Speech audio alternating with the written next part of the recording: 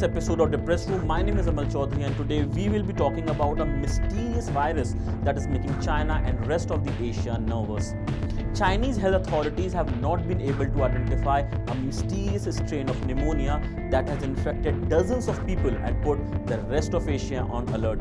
Although they have ruled out a return of the deadly severe acute respiratory syndrome, that is the SARS virus. A total of 59 cases of unknown viral pneumonia have been reported in the city of Wuhan, central China, with 7 patients in critical condition, the Wuhan Municipal Health Commission said in a statement on Sunday. All patients are being treated in quarantine and no deaths have been reported yet. According to the World Health Organization, symptoms of the pneumonia are mainly fever, with a number of patients having difficulty in breathing and chest radiographs showing invasive lesions of both lungs.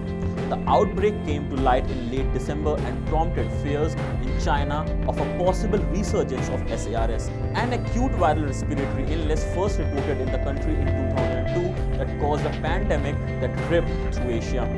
SARS has spread to 37 countries worldwide, infected more than 8,000 people and killed 774 from November 2002 to July 2003.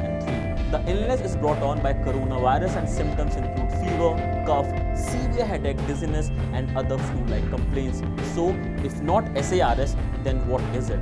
According to the Wuhan Health Commission, the infection broke out between December 12 and December 29, with some of the patients employed at a seafood market in the city. Local media reported that the market, which has been closed since January 1 for disinfection, also sold other live animals including birds, rabbits and snakes, sparking concerns that the virus might have been transmitted to humans from animals. Professor David Hui Shuqiang, a respiratory expert at the Chinese University of Hong Kong, said it is highly likely that the outbreak was caused by a brand new viral pneumonia.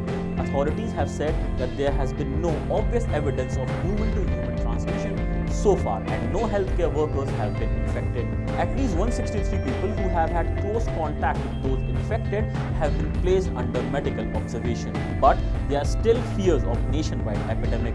The outbreak came just before the start of the busy lunar year travel season, when hundreds of millions of Chinese are expected to be crammed into trains, buses and planes for family reunions. Millions of Chinese are also expected to travel overseas around Lunar New Year, which falls on January 25th. Asia steps up screening. The current outbreak in Wuhan has put Asian governments on close watch, stepping up preventive measures such as airport temperature screening and notification requirements. In Hong Kong, 21 people have been found with a fever or respiratory symptoms after returning from Wuhan, according to the city's hospital authority. 7 of them have been discharged and so far none of them has been linked to the cluster of pneumonia in Wuhan.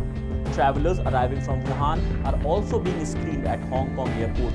In Singapore, travelers arriving from the Chinese city are also required to go through temperature screening, according to the Ministry of Health.